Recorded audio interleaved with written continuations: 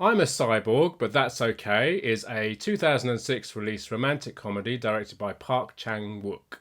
It's the story of Young-goon, who is a young girl working in an electronics factory building radios. And at the start of the film, we see her cut open her wrist, but it's not an attempt at suicide. She's actually trying to insert wires into her wrist so she can recharge herself because she believes she's a cyborg. But it's okay. So because of this, she's put into a psychiatric hospital by her mother. It seems that this psychotic break stems from the trauma she experienced by seeing her grandmother put into the same situation. Her grandmother believed she was a mouse and ate nothing but radishes. Yeah, men in white coats came and took her away and left her dentures behind, which then Yong-goon wears for some reason. So when she's in there, there's a young guy by the name of Il-soon who becomes interested in her and her strange behaviour. And at first, when she's in there, she won't speak, and then she won't eat because she thinks she doesn't need to eat because she's a cyborg. The longer that goes on, the weaker she becomes, and she believes she could just recharge herself. And we see her lick her fingers and hold a AA battery between her fingers, thinking that she's going to draw some power from that. Yeah, Il-soon is also, obviously, he's an inmate of this hospital. He's got his own problems. He's got a bit of kleptomania. Well, as far as the film's concerned, he can actually sort of steal the sort of personality traits of other inmates temporarily. He can give them back. So yeah, he does that several times in the film. Yeah, he also has a belief that he's going to shrink and vanish into a dot. Yeah, so... So there's various other inmates in this hospital, a guy that walks backwards and apologises for everything, that even if it's not his fault. There's a girl that constantly carries a mirror around and looks in it. The story is this relationship between Yong-goon and Il-soon, and his attempt to help her, to get her to eat and to sort of help her with her problem. Yeah, strange one, this, isn't it? It is very, very strange. I hadn't seen this before. I've seen his. I mean, obviously, this is coming off the back of Park Chan-wook's Revenge Trilogy, Old Boy, Sympathy for Mr. Vengeance, and Lady Vengeance. I think this is a very different film to those films, and I think a lot of people experienced a very different film to those films. I think a lot of people coming to this film after those films were like, huh? I mean, it's got a lot of favourable reviews, this. So I will just start by saying that, so this is our second film in our kind of month of alternative rom-coms. And that's kind of romantic comedies that are essentially romantic comedies, but they go in different directions than the norm. The normal sense of a romantic comedy is somebody meets somebody else, they fall in love, or they try and get together, and at some point in the film something usually goes wrong and they have a bit of a falling out, and then the friends have to help them out, and then they get back together and happy ending. Yeah. That's pretty much every rom-com ever. Pretty much every rom-com ever. And some of them are great and some of them are really terrible. We just thought we'd have a look at some alternative comedy, romantic comedies, as it's the month of Valentine's. This one is particularly odd, though. I think I enjoyed it. I think it's one that I think can grow on you. I love Old Boy and the Vengeance Trilogy. I have to say I've seen them all, but I've seen Old Boy the most. This is certainly different.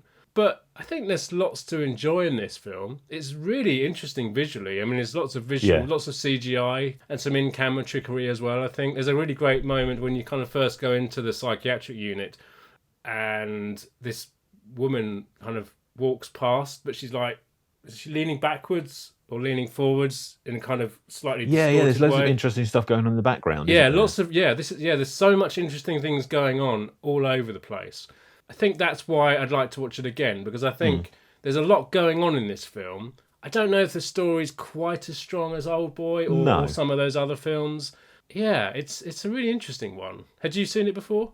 I hadn't. No, I mean, I considered it when we did a month of Korean films back, well, about a year ago now, isn't it? We did Thirst instead. I mean, that's another sort of, we could have picked that if we hadn't have done that. Then we could have picked that as a sort of alternative romantic story.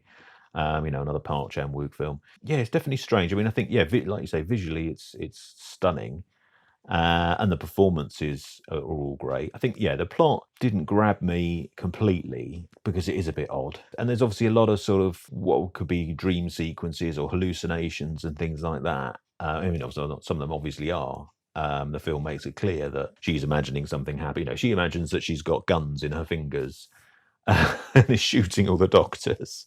And then suddenly, we see them, they're all fine. So that's obviously hallucination. But there's other stuff going on where you assume that she's hallucinating it, but it never really explicitly tells you whether that's the case or not. I mean, the whole film, in a way, could be a hallucination because it's also kind of strange and surreal at times. Yeah, I think it definitely would warrant a rewatch, just so you sort of know more going in what you're in for, and maybe you'd pick up things that maybe you missed the first time around. But yeah, definitely the performances are all great, and Young-goon herself is obviously, she's almost childlike, intentionally so. Im Soo-young plays it perfectly. And the guy playing Il-soon, Rain, he's called. I mean, he was a K-pop star. I don't think he's done a huge amount of films, but no, I mean, he's great as well. I mean, everyone's really good. Like I said, there's a sort of a whole selection of strange characters in there, with all sort of bizarre personality traits. I mean, I guess obviously they're all mentally ill in some way, so maybe not the best thing to be laughing at them, but it treats them with affection. It's not laughing at them as such. All these characters are treated with sympathy and kindness. I felt within the film, no one sort of pointing at anyone and saying, "Oh, aren't they weird?" It's the whole film is weird. Everybody's weird. Even characters who aren't in the institution are strange. That's what I really enjoyed about it. I really enjoyed the depiction of the psychiatric institution and how they played that, because it's kind of a touchy subject, I think, to how you especially in the world we live in now, with how mental health is, how it's looked at in such a different way than it used to be looked at. I mean, obviously, if you were in a psychiatric institution, 50 years ago, or 20 years ago, 30 years ago, it was horrendous. I mean, the whole thing is a fantasy, so it's kind of shown like a fantasy. And I love the way that they've each got their own personalities, a lot of these people. Similar to how they did in One Flew Over the Cuckoo's Nest, I thought the institution in this was a little bit like that. They've all got their own, personalities. I think actually a film that I like, but possibly depicts the institution a little bit old, is 12 Monkeys, because that kind of, depicts it in what you think of a mental institution. Yeah, it's all dirty and everyone's and everyone's drooling at the mouth, and which I'm sure in some places that was like that maybe a long time ago. And of course, there is that in Terry Gilliam's films, you feel like you've stepped into the past a little bit. But this film, I thought, it's showing it in a nice... Well, it looks like a very pleasant place to be, really, doesn't it? It's very strange. It's very surreal. It actually reminded me... I found it to be... It reminded me a lot of quite a few French films I like. And I seem to remember... I don't know if it's something about South Korean films, because I think I said that before, that I felt like I was watching a French film. There were times this film feels a little bit like Amélie, or films, people like Jean-Pierre Jeunet, who made Amélie, and also Michel Gondry, who made The Science of Sleep is one film that he made that this kind of reminded me of, which is a very kind of fantasy, surreal-like film. And there's also the music. There's the soundtrack in here. They have the use of the kind of accordion, the French accordion, which they use in Amélie as well. Possibly that made me think of French cinema. I don't know. I remember. I can't remember which film it was, but one of the South Korean films we did last year, I also thought felt a little bit like a French film. Maybe it was Thirst. I can't remember. I'd have to go back and watch it. I mean, obviously, there's something we did discuss last year, and I think we also, because last year when we did the South Korean season, we spoke to our friend Nick, who lives out in South Korea, and one of the things that came up was with themes within these films. I think family is a big part of South Korean culture, and this one definitely pulls from that. There's a few, the two main leads in this film seem to have come from quite dysfunctional families, and I think family is a big theme in South Korean cinema. I mean, you look at Parasite, which is of course why we did that film the season last year. That film is all about family unit and families, and I guess that seems to be a strong thing in South Korea. I think because there is so much going on, you maybe missed some of it on the first view. So like we said earlier, first watch, you're sort of swept away with its weirdness, not knowing where it's going or what's going to happen next. So I think once you are sort of familiar with its certain brand of strangeness, then you can sort of concentrate on what it's trying to tell you, what the themes are. But yeah, definitely don't go in expecting a Park Chan-wook film like Old Boy, or he'd made 3 sort of dark, violent revenge films, so he just wanted to make something different, and this certainly is, without a doubt. I've read quite a few reviews before we did this. I read both, and I often do this. I read both critical, of professional reviewers, and then obviously with the internet you can read non-professional reviews as well. And it was quite interesting. There's a lot of professional reviewers were all kind of saying that, fans, this didn't sit well with fans of Oldboy. Yet that seemed to be the professional reviewer not liking it, because I've read a lot of non-professional reviews of this film where people love it. People who love Oldboy also love this film as well. So I think maybe the professional critics didn't like it, but maybe you and I and people who aren't professional critics did get something out of it. And I think there's so much to enjoy here. I think I was watching it, I was like, huh? At times, but I've said this before about kind of the auteurs. I think auteurs are ideas directors. They're directors that put lots of ideas in films, and they try all kinds of different things out, and sometimes it works and sometimes it doesn't. And this film just feels like he's put loads of ideas into this big melting pot and then just kind of tipped it up over the floor and seen what's come out. And there's so much, there's really cool effects and camera movements. And I think that's more exciting than maybe the plot, which there isn't. I mean, it's very lucid, the plot. It's very, it's surreal and it's strange, and you don't quite know if you're watching is real or not, which makes it feel like a whole dream experience. But there is so much visual content. And like I said, you look around the institution they're in, and there's always something going on in the background. It looks great. And I think that's what's, I will definitely watch it again. Because I really want to kind of go back in and see what else I take from it. I think South Korean films are really interesting. I think they're really, some really exciting films. I want to watch Thirst again. I haven't watched it again since we did it last year. But I thought that was, a really interesting...